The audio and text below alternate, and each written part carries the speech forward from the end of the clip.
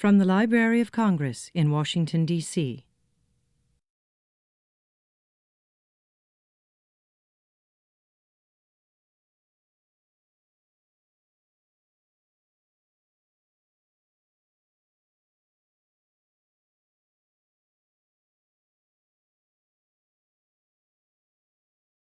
Thank you for joining us today.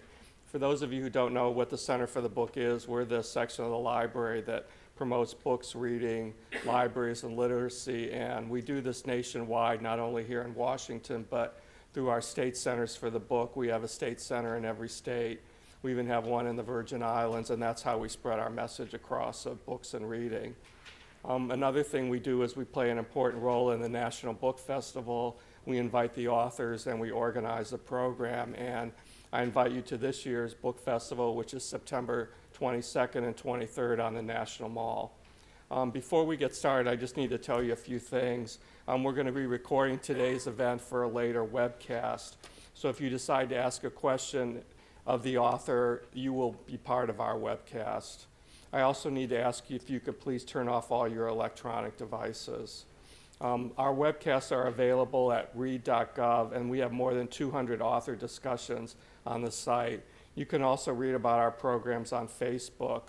We're at facebook.com/booksandbeyond. Also, I want to let you know that the author's books are for sale here in the back of the room at a discount, and the author will be signing following the presentation here in the front of the room, so it's another chance to ask the author any questions you might have about his work. Sometimes people ask us how we determine how we do these books and beyond. Since there are millions and millions of books out there, how do we decide which ones to do? And really the major criterion we have is we want the author's books to be based on collections here at the Library of Congress, and that's really the major way we do this. And we're very lucky that a lot of the divisions that we work with and co-sponsor these programs with bring us these authors to us for having these events. And today I want to thank our co-sponsor, the European Division, which is headed by Georgette Dorn. And also with us today is Harry Like, who is the Russian area specialist in the division, and he's been doing this since 1987. Harry is responsible for collection development, reader service, and special projects relating to Russia and the former Soviet Union. So please join me in welcoming Harry Like.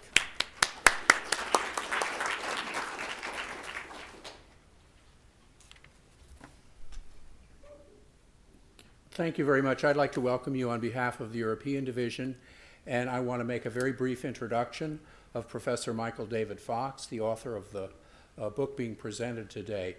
Since fall of last year, he's been associate professor in the Department of History and the Edmund A. Walsh School of Foreign Service here at Georgetown University here in town. From 1995 till late 2011, he was at the University of Maryland at College Park, and also at their Central European, Russian, and Eurasian Studies Center. He has a doctorate from Yale University, Department of History, also two master's degrees from Yale University. He's published extensively, books, articles. He's edited a number of book-length collections of essays on Russia and the former Soviet Union, and made a very large number of presentations at meetings and conferences. So without further ado, let me introduce Professor David Fox.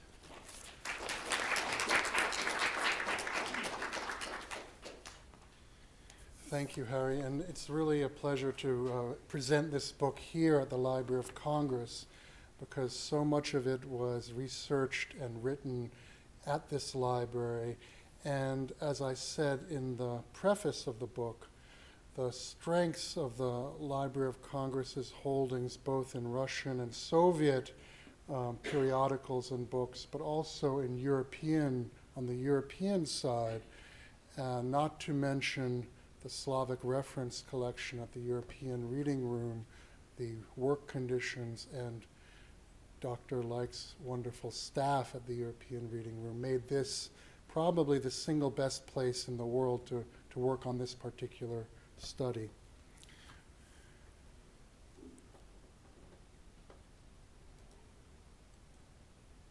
I want to start with the cover image for my book. This poster was made by the Soviet Foreign Travel Agency in Turist shortly after it was created in 1929. This poster dates from the next year, 1930, to attract travelers from the United States and Britain to the Soviet Union. And in it, you see the images of communism. You see the red flag over the Kremlin. You see the rising sun. But these are combined with a reindeer sleigh, a camel with a Muslim prayer tower, suggesting both the expanse of the Soviet Union and a certain exoticism connected to it in the eyes of Western visitors. So you see them from the far Arctic North to the Central Asia. And so this Soviet poster was appealing both to the political factor in attracting visitors, but also to this certain exoticism associated with the East, what the French historian François Furet referred to as the myth of communism. One of the great myths of the 20th century was incredibly flexible in the sense of that the image that people saw was very different depending on the eyes of the beholder, and for different elements of the evolving Soviet system and the allure of both Russian and Soviet culture could appeal to really a startlingly broad array of foreigners. And in political terms, they included foreign communists, socialists of many stripes, liberals, and even some nationalists and fascists on the far right of the political spectrum, which are not part of my story today, but are discussed in a lot of detail in the book, and I'd be happy to talk about them if we have time in the questions. But my point now is that the Soviet cultural diplomacy took great advantage of this broad appeal during its height in the 1920s and 30s. This is an image of the grandiose celebration of the Irish playwright George Bernard Shaw on the occasion of his 75th birthday in the same Hall of Columns in Moscow where the Moscow Purge trials took place a half-decade later.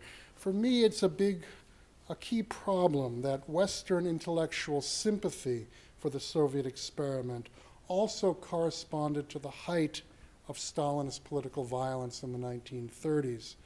And how does one explain this? I found it useful to think both about push factors driving Western visitors towards the Soviets, and of course, in this era, the greatest of those push factors were the Great Depression and the rise of fascism, but also of pull factors, many of them connected to the unique scale and nature of Soviet cultural diplomacy. The Shaw Jubilee was the first great Soviet celebration of a Western intellectual. And I should say that in the interwar period, the Soviet focus was above all on visitors from Central and Western Europe and the United States. In other words, those who the Soviets considered from countries of the advanced West, and in terms of the focus of Soviet cultural diplomacy in this era, these were the countries which the Soviet Union wanted most to influence in terms of influencing public opinion. Now, in terms of the Shaw Jubilee, we've known for a long time what the influence of this was on Bernard Shaw himself. In press and radio addresses to large audiences upon his return home, he repudiated charges of Soviet forced labor, lack of democracy, the existence of famine in the Soviet countryside. But I would ask you to think about the importance of such events for the Soviets themselves. How did the unique Soviet system set up to receive foreigners and the methods used to convince them influence the rapidly emerging communist system at home? Until the opening of the former Soviet archives, after 1991, what we knew about these visits was largely based on the post hoc writings of the foreign visitors themselves, rather than what they did or said or the records that they left inside the country. The Soviet side of the interaction, we knew something about it, but it remained largely a black box. And that, in particular, since is much of what I was able to research in Russian archives addresses that angle is what I'd like to highlight today. And on the most general level, I should say that what I tried to do in this book, Showcasing the Great Experiment, was to explore this great topic of Russia and the West, which is so applicable to other periods of Russian history, to focus on it for the early Soviet period and for the Stalin pre-war Stalinism, using the reception of foreign visitors as a kind of prism. And I set out to capture or restore a certain international dimension to the emergence of the Soviet system that went beyond foreign policy, and to treat this episode of foreign visitors who flooded the country, and I'll say more about the numbers in a bit, but to treat it as a genuinely transnational story, to delve into both sides. Now let me turn for a moment from the international to the domestic, from the external to the internal, and continue with this 1928 image. At the center is Maxim Gorky, the writer closely aligned with the Bolsheviks from before the revolution, who went into European emigration after the revolution in the early 1920s, after a falling out with Lenin. This photo was snapped just after, shortly after he returned to the USSR to assume the mantle of one of the chief architects of Stalinism in culture. Now, the smiling fellow in the back there was only slightly less influential, although in a somewhat later period. That's Anton Makarenko, who, with Gorky's patronage, which started in earnest also just about the time this photograph was taken, began his rise to become the dominant pedagogue of the Stalin period. The children surrounding them are members of Makarenko's Gorky commune near Kharkov. And Makarenko had already been appointed to run the Dzerzhinsky commune in 1928, also near Kharkov, one of 5 so-called children's labor communes that were run by the Soviet secret police. Now, why connect Western visitors in the interwar period with this group of communards drawn from former juvenile delinquents and homeless waifs? The answer is that these secret police communes, especially the Dzerzhinsky commune and one in the town of Bolsheva, just outside of Moscow, became perhaps the best-known model institutions that showcased this great experiment, as it was often called at the time, to foreign visitors. And these places are what I call the sites of socialism.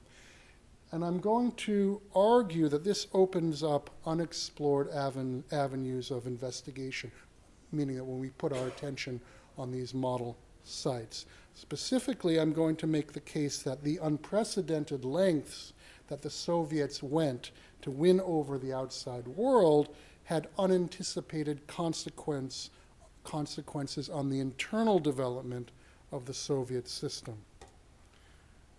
This is the French communist writer Henri Barbusse in a Moscow factory with the obligatory leather trench coat, making a speech with a slogan in Russian above him in 1927. Around this time, he became the first major Western intellectual to have a personal audience with Stalin. He also toured the Bolsheva secret police commune, calling it, quote, a little republic inside a big one. And this phrase became somewhat famous inside the USSR and among the communards themselves. What Barbusse meant by this was that the showcases and model institutions displayed to foreign visitors, such as these secret police communes, were microcosms. They embodied Soviet socialism in miniature. Barbusa's Soviet teachers, I would argue, had found an apt pupil because he was putting his finger on the crux of a new methodology for presenting the sites of socialism to foreigners.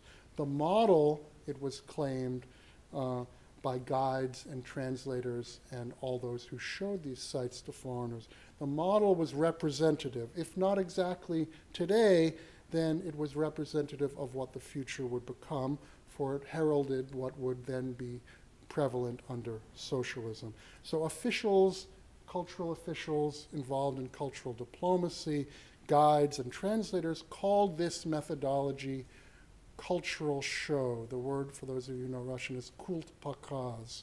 It's one of these sort of newspeak acronyms that was prevalent in the early Soviet period. What you need to realize is that the first influx of non-communist foreigners, starting in the early 1920s, came to places that were racked by devastation, by hunger, by shortages, and it's estimated that there were up to 7 million homeless waifs in the early 1920s inside the Soviet Union, many of whom roamed around the urban areas in gangs. So first impressions were a real problem for Soviets, and there was no way that these conditions could be entirely concealed. Model sites played the most important role in the Soviet reception of foreign visitors, in part because they involved a strategy for the re-education of the foreigners as much as anyone else. Soviet guides developed methods for teaching the foreign visitors to perceive the kernels of the glorious future in the harsh present. But model building was not all about foreign consumption. Here you see the architectural modernism of the Dzerzhinsky commune in the 1930s, named after the founder of the Soviet secret police, the Cheka. Why was Dzerzhinsky, who was notorious for carrying out the Red Terror, interested in saving homeless children in the early 1920s? Most of the literature has assumed that these model sites shown to visitors were Potyomkin villages, facades erected to dupe naive Western intellectuals. But in this case, in the case of, and others, foreigners did not visit the secret police communes for several years, until several years after they were founded. They arose out of an entirely domestic context. During the turn to the new economic policy in 1921, the secret police, the Cheka, lost control over almost all the prison camps, or concentration camps as they were known. Camps then went to its chief rivals, the commissariats of justice and the interior, after those agencies promoted themselves to the party leadership as champions of re-education, which was very strong ethos in Soviet penal policy at the time, and of economic self-sufficiency. So by founding these children's communes, the secret police, the Cheka, which was renamed in the 20s the OGPU, the communes burnished the secret police's credentials in both those areas, the areas of re-education and economic self-sufficiency, because the communes were devoted to rehabilitating seemingly the most difficult cases, homeless children, drug users, and juvenile delinquents, and teaching them skilled, profitable trades. For example, the Dzerzhinsky commune produced the first Soviet camera, the Fed, which closely resembled the German Leica. This is a picture from the commune, and the Fed, I should say, was known, those were the initials of Fyodor Edmundovich Dzerzhinsky, the founder of the secret police. So the secret police played a large role in the communes from the start. And more broadly, designing models for domestic purposes was a key strategy of Soviet state building after about 1918. The Bolsheviks were revolutionary modernizers with totalizing aspirations of transformation, but very scarce resources. So the revolution also sparked a flurry of experimentation, and prototypes of all different kinds emerged. Model schools, farms, factories, scientific and medical institutions, and so on. It was only later, around the mid-1920s, that a select handful of these models, I call them showcases, were groomed specifically for foreign eyes, such as showcase prisons. And even then, most of these, and I would include the Dzerzhinsky and Bolshevik communes among them, they still played important domestic roles within the Soviet Union. The first foreigner to visit the Bolshevik commune near Moscow in 1925 turned out to be William Reswick, an enterprising journalist from the U.S. left liberal magazine, The Nation. It's a rather incredible story, but the officials in charge of Soviet cultural diplomacy learned to appreciate the commune's importance only from the publicity stemming from Reswick's account in The Nation. In 1926, then, the Soviet press took up the topic, and by the time Gorky arrived in 1928, the Bolshevik commune was becoming a standard part of the itineraries of the most important foreign visitors. So international interest and domestic significance mutually reinforced one another, and the result was that these communes in some ways became more privileged than any elite boarding school in the West. For example, Bolsheviks sponsored a youth orchestra and choir led by conservatory musicians. It had tennis courts, or elite sport in the West, and according to such foreign luminaries as John Dewey, Sidney and Beatrice Webb, George Bernard Shaw, it had a rather fine chef. The party's chief theoretician, Bukharin, delivered lectures there. The first Soviet full-length sound film, Nikolai X, 1931 masterpiece. In English, it's called A Road to Life. In Russian, is Putyovka v Жизнь, was a parable about the power of the environment to transform human beings, and it was directly based on these communes. The actors went and studied the children and so forth. One thing that stunned the nation's Reswick and other foreign visitors was the lack of guards and walls, a point to which I will return presently. But for the first time now, after the opening of the archives, we can compare the image of one of these sites of socialism, these showcases, as presented to foreign visitors with the internal documentation on the history of the institution from within the Soviet Union. And I should say that for both the Soviets and the visitors, the communes had a great ideological resonance. They appeared to confirm the power of the environment to shape the new man. But their most Bolshevik or Soviet features, that is to say productive labor and the making of new proletarians, was less important for many non-communist guests than their relevance for social welfare measures and penal reform and other things that influenced non-communist sympathizers. So the narrative about the power of the Soviet environment presented to foreign visitors centered around the trust shown to the communards, the voluntary nature of commune membership, and complete self-governance by the children themselves. In fact, the transformation of these homeless delinquents and into future factory directors, skilled craftspeople, a number of them became university graduates, was a remarkable achievement that did effectively suggest the power of the environment. It was just that that environment took the form of a potent, illiberal form of group socialization. These communes were developing, like many Soviet institutions and party cells and organs of communist discipline in the 1920s, effective techniques of self-discipline, what you might think about horizontal mutual surveillance, keeping tabs on your neighbor. And this was ironic given that the secret police, their organizer, was the prime locus for a kind of vertical top-down punishment and surveillance in Soviet society.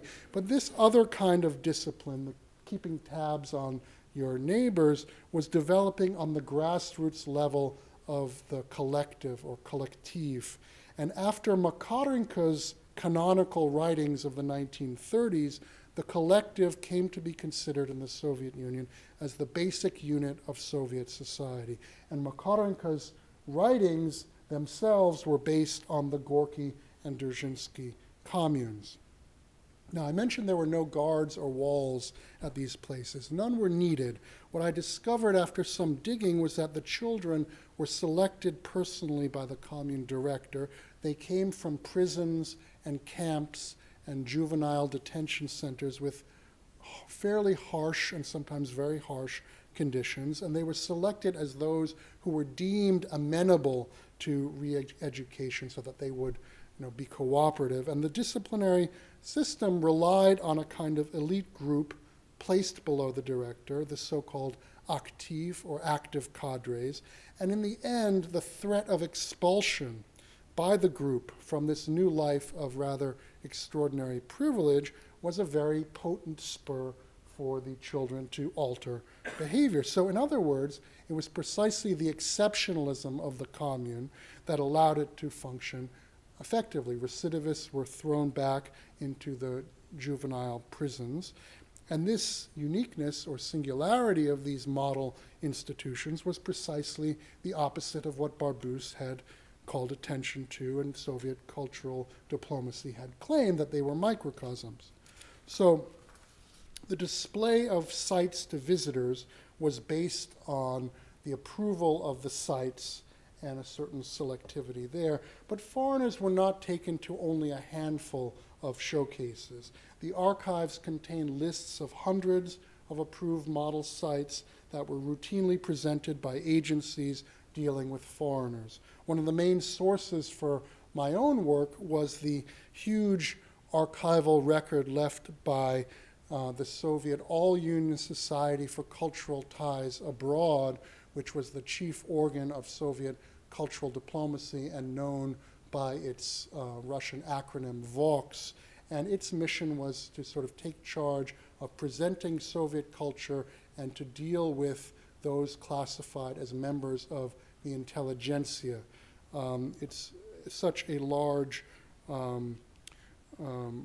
collection that it took me 8 trips and 2 years of work to look through it, at least relatively systematically.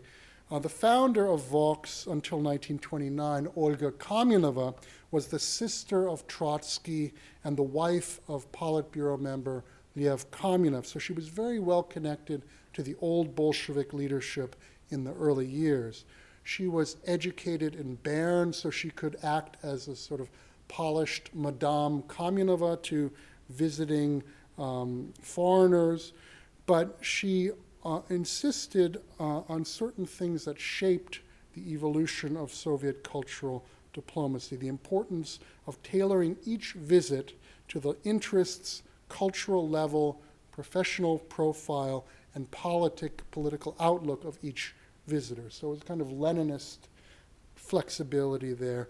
And she was a major proponent of maintaining close relations with Western intellectuals in the hopes that it would have a positive effect on the Soviet Union itself. Now, one thing I found out from the Vox archive was that Vox had a constantly changing list of approved sites to which foreigners were taken. In 1930-31, it listed over 300 so-called objects of show, meaning sites, and these ranged from kindergartens and top schools to specialized medical and scientific institutions, from model collective farms after collectivization to model factories and prisons to workers' housing and apartments. I should mention that many of the so-called industrial giants, the great industrial projects of the 5-year plan, were launched and formulated with the eyes of the outside world in mind, and that even Moscow itself came to be showcased as a model city virtually the minute that it began to be reconstructed as such around 1930. So how then did the foreign visitors react when they were inside the country?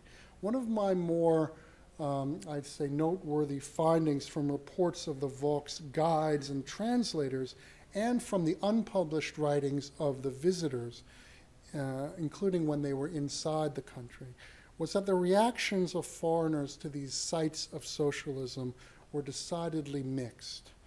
A remarkably large number, it's true, that's sort of the received version that many were just completely naive and duped, and there were a remarkably large number willing to accept the idea that these model sites were microcosms representative, if not of the country today, then of socialism tomorrow. But others were skeptical or openly hostile.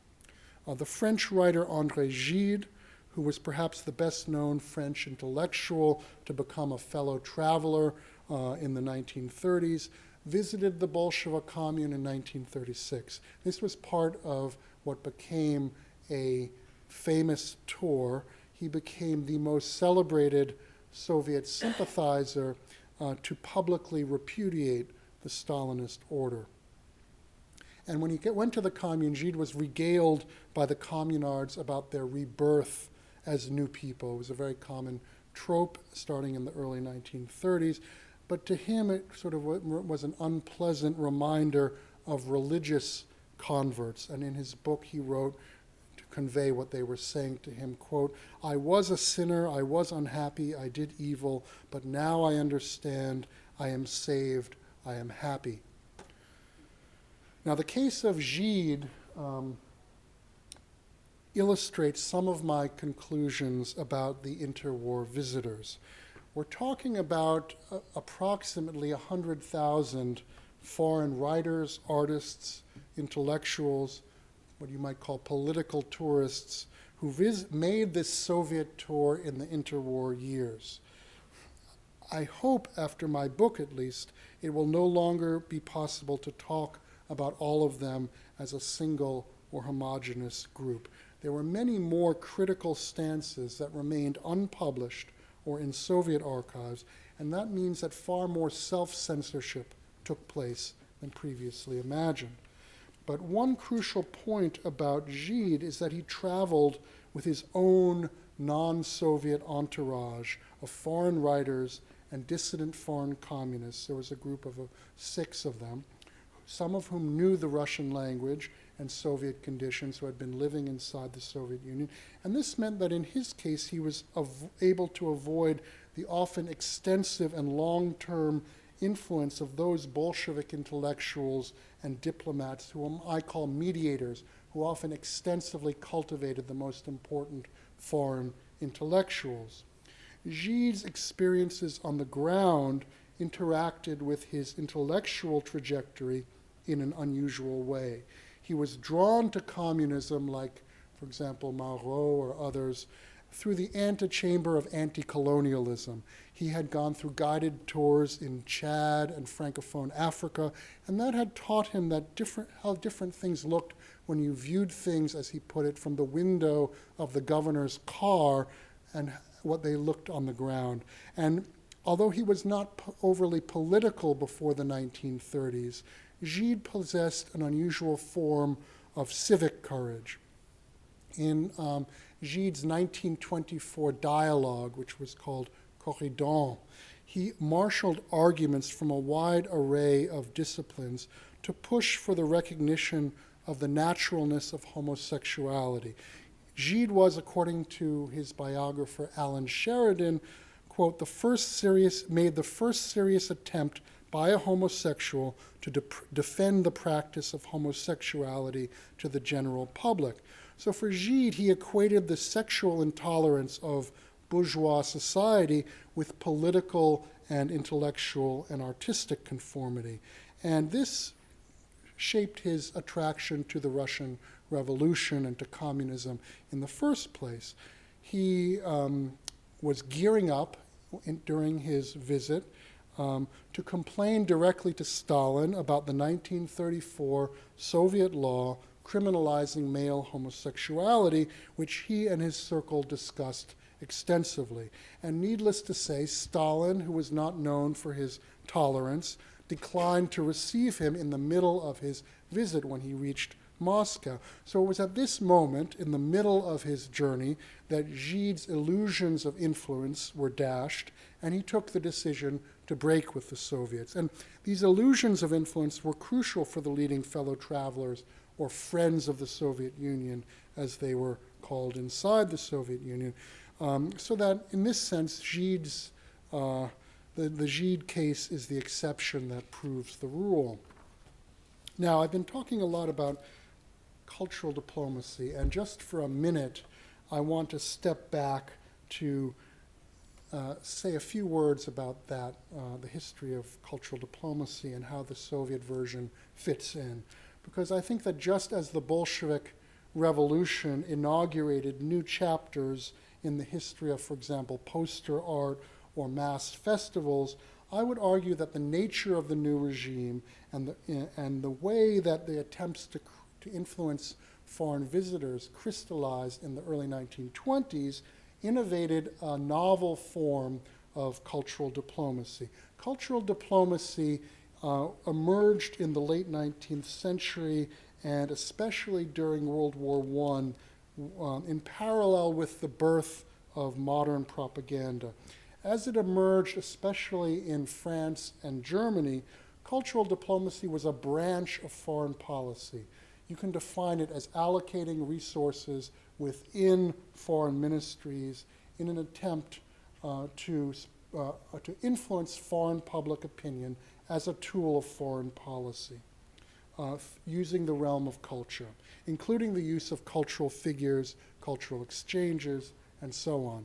But because of the way it emerged in the early 1920s in the Soviet Union, when the Soviet Union was isolated internationally and foreigners were already on their own accord flocking there, at least sympathizers were, the enterprise of Soviet cultural diplomacy featured a uniquely important domestic component involving the reception of foreign visitors that I've been talking about in the presentation of these model sites of socialism.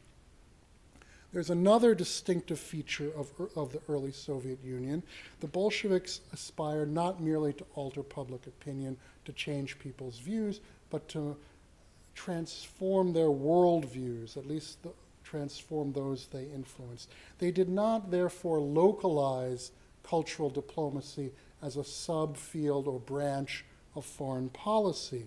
It was taken out of the realm of conventional diplomacy and migrated from having been an auxiliary tool of international relations to an integral part of the drive to build socialism.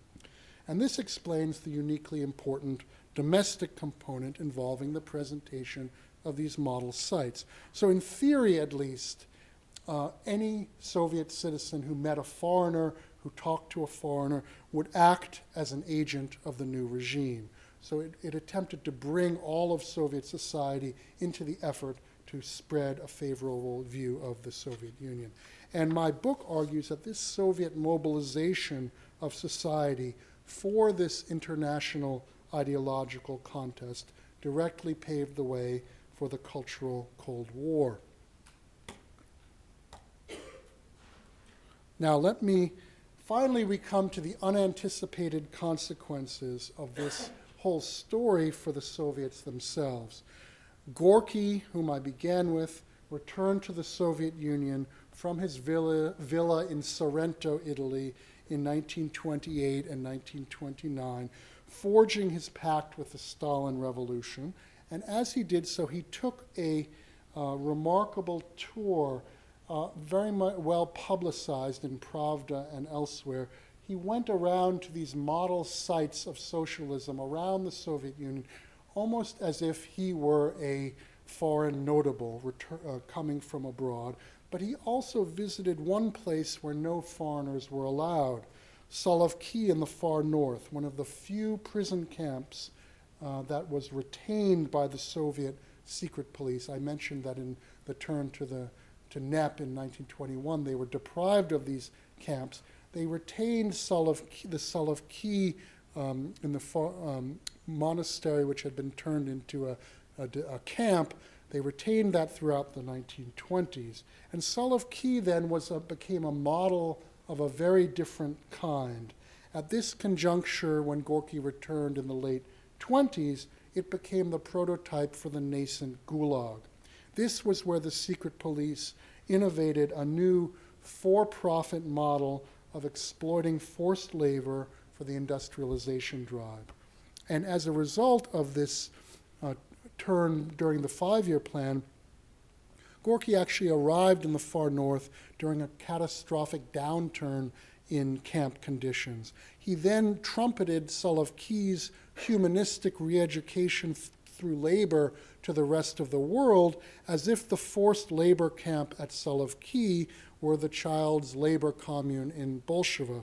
And so he added his prestigious voice to an international Soviet campaign to cover up mounting reports of forced labor, torture, hunger, and other atrocities.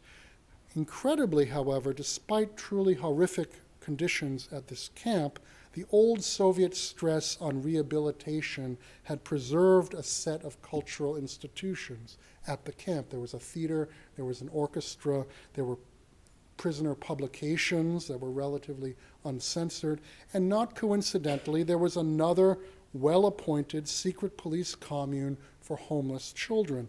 The ostensible purpose of Gorky's visit to Solovki was to transfer children from Solovki to Bolsheva. Here you see Gorky, second from the right here, the great proletarian writer, as he became known, setting off for the island fortress with his secret police entourage. Now, it's crucial to realize that Gorky had a grand aesthetico-ideological vision of his own. He wasn't just interested in whitewashing the charges of forced labor. He wanted to go although that was crucial for his arrangement with Stalin, and when he approved of the camp conditions, they fired off a telegram to Stalin saying that Gorky had written this praise in the camp's book. But Gorky had gone for additional reasons of his own. Living abroad in Europe in the 1920s, he had become intimately aware of these new methods of presenting model sites to foreigners as the future reality. Gorky wanted them to inspire a Soviet domestic audience. For him, heroic feats would represent the heroism of the new Soviet man and help create the unity of purpose of a secular religion. And that's indeed what Gide had perceived. In other words, Gorky wished to write about Solovki not as it was, but as it should be, and to invest the present with what he called in his writings of the time with a higher truth, the truth of the socialist future. This became the crux of his contribution to the emerging Soviet doctrine of socialist realism. In the 1930s, socialist realism became even more than the hegemonic aesthetic doctrine. It encapsulated an entire mode of representing life as it should be, not as it was, that defined Stalinist ideology as well as Stalinist culture. So what I've tried to establish is that the external and the internal dimensions of this developing Soviet system were linked. A method of cultural diplomacy, presenting model sites to foreigners as microcosms of the future, had then boomeranged back to influence the core of Stalinism.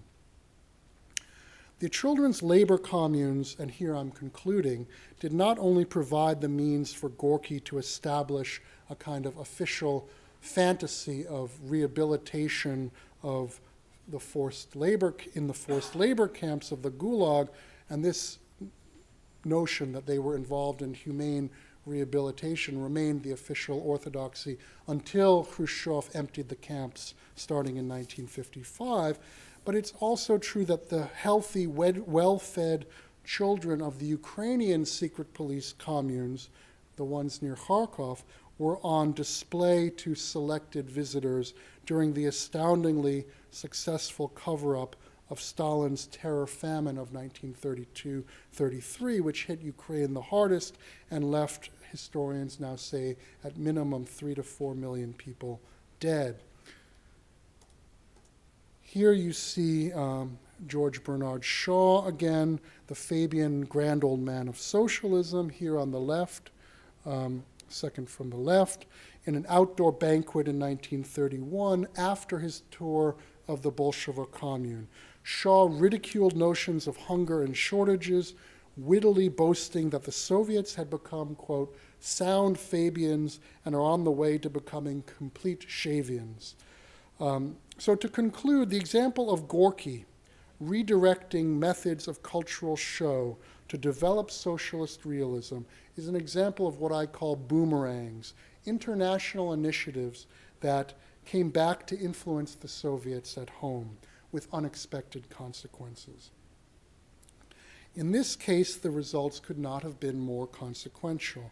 And so I would argue, and this is particular to the field of Soviet history, but the founding two generations of Soviet historians constructed basically internalist grand narratives of the development of the Soviet system, and I hope that my book will contribute to the conclusion that much is to be gained by reinserting the international dimension into an analysis of the evolution of the Soviet system.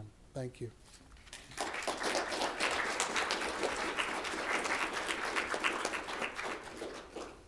Do you have time for questions? Yes. Okay, we have time for a few questions. Thank you. That was a wonderful talk. It was absolutely fascinating. But I was wondering if you could speak a bit more to the so-called exceptionalism of the showcase sites.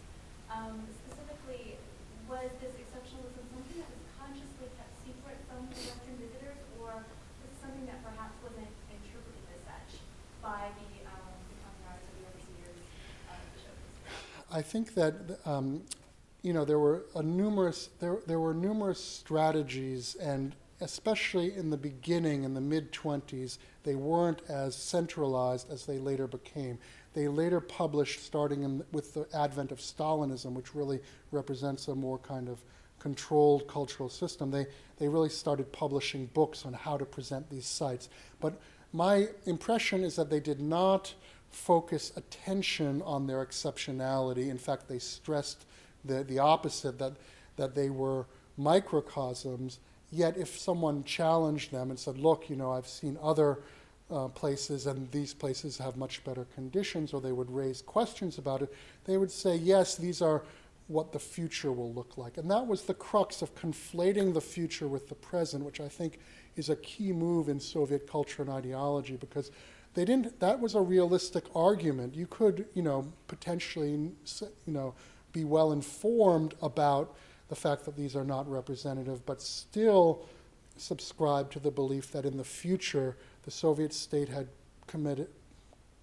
produced these sites and would produce more in the future. So there's a big difference between long-term visitors and short-term visitors. I think people like Shaw, who came in and out in a few weeks, were more willing to just take it on face value and say, these are, he basically said the entire Soviet penal system has no walls or guards, which was, complete misunderstanding. But those who were there were foreign residents for much longer periods. They had to marshal other arguments. And the argument about the long-term future became crucial for the whole enterprise. Other questions? Yes, please. Why is history important today in America? Why is it important today? Well, The second question, Leon Furtwängler, 1937, was in Soviet Union. yes, Furtwängler is a key figure in my book, and I have a whole section on his visit. In fact, he was brought in response to Gide's visit of 36. And it was a rather, he had, for him, Furtwängler, anti-fascism trumped every other consideration. So he actually attended the Moscow trials and wrote a very curious book, Moscow 1937, which contained some of the same reservations that Gide had, but ultimately in the end he decided the Soviet fight against fascism was more important to him, and he basically endorsed this, did what he was expected to do, and the visit was extensively prepared in that respect. So he was one of the most high-profile visitors. And but I would say, why is this? I often get this question from people inside Russia. First of all, I think that academic fields don't have borders necessarily. There's an international group of scholars working on Soviet history from many countries that have a tradition of Russian studies. We have a great one here. And they work reading one another's books. My book is going to be translated into Russian, so hopefully it will have an impact there. But the other reason I would say is that this cultural diplomacy, the Soviet innovation of mobilizing, not just using diplomacy in the conventional sense, but mobilizing opinion at home, mobilizing intellectuals at home for a great ideological contest abroad. This was picked up by the United States starting in the late 1940s, and the United States was a latecomer to cultural diplomacy. The Division of Cultural and Educational Affairs was founded only in 1928. And when the Cold War started, there was a great alarm that the Soviet Union had just done so much more in this area, and there was an attempt to, counter Soviet efforts. And so that's how the Cold War connection comes in, and I have an epilogue tracing this evolution, how it sort of, the interwar experience and the way it was apprehended both by American politicians and by ex-communist intellectuals who became influential in the 40s, set the stage for the cultural Cold War. How long did these children's communes last, especially in terms of the propaganda? Thank you for asking that. I didn't get a chance to talk about the end, but it was really the great purges, because some of the secret police patrons, Yagoda and Pogrebinsky and other lesser-known figures, were purged as a result of the so-called, Yezhovshchina, when Yezhov became the key figure in the Soviet secret police. And so these figures had been so closely connected to the communes that the communes were shut down. And at this point, the number of foreign visitors in 1937, because of the terror, comes to a trickle and is interrupted, of course, by the war. So there's a real hiatus and difference between what emerges during and after the war, although I would argue that the legacy of the interwar period played a big role. But in terms of these communes specifically, they were turned, for example, into, they turned them into factories, and, the Dzerzhinsky one made cameras. The one in Bolsheva was a sporting goods factory, but they were abolished as communes. But what's interesting is that the graduates had become so important in Soviet society that they kept the memory alive, even though it was a taboo topic. And when communism collapsed in 1991, they came out with all these documents that they had preserved. And that's how I was able to research this history of those communes, because of those people had preserved. They had alumni meetings, which were kind of quasi, prohibited, and they kept the memory of it alive. So that's a very interesting story. I was reminded of Olga Kaminova's famous meeting with Robert Frost during the talk. I was wondering, to what extent was the Soviet government successful in getting dissidents to produce this narrative to foreigners? Well, I think that you really had, in the 1920s especially, you didn't really have so much dissidence, because there was a greater, for one thing, there was an emigration and even deportation of intellectuals who were considered incompatible, but there was, not a certain rigid form of Sovietization had not yet occurred. But what I think is interesting is that the Soviets realized that their own intelligentsia was a great asset and started to involve them in cultural diplomacy. So when people like Theodore Dreiser, the American writer, visited in 1927, he met Stanislavski, the theater director. He met top communist officials, like intellectuals like Bukharin. He met all sorts of, the sort of creme de la creme of the Soviet cultural elite, and Eisenstein, the filmmaker. So it made a great impression on him. And the fact that they were, starting in the late 20s, the Soviets put a great deal of pressure on Soviet intellectuals to play a role here. And this affects certain figures who are not sort of orthodox party members by any means, like Pasternak and Babel, who are, involved in the Writers' Union Commission for Meeting Foreigners. So I think that, on the one hand, the Soviet Union was quite successful in applying pressure, but also mobilizing its own intellectuals for this. On the other hand, there's a whole story that I really could not even hint at here, is what Soviets got unofficially from these interactions. And I would argue that they played their official roles, they had a lot of pressure on them to do so, but it also was a very meaningful interaction for them as well as for the Western intellectuals. And this played a role, I think. Some of these things had to go underground a bit under the Stalin period, but they reemerge again with the thaw, as Zubok's book, Zhivago's Children, really shows in the beginning of it very eloquently. Yes? We have evidence in 1938 that there was I guess they call it an auto factory outside of Moscow, where children were brought for the summer or maybe for longer periods of time. And they were playing and they were, in other words, the children were sent there, and it looked to me as though, is that an outgrowth of what you're talking about? That they took some of these camps? In other words, we were made to believe that these children were children of the workers at the auto factory, but it was a big complex, and these guests were brought in, and they stayed there for an afternoon. Well, what I would say is that when foreigners were brought in that period, this, as I say, they weren't necessarily showcases or set up specifically for foreigners, which is what the notion of Potemkin villages suggested. It was just a facade. But to be presentable to foreigners would probably have to be a precondition for bringing delegations of foreigners there.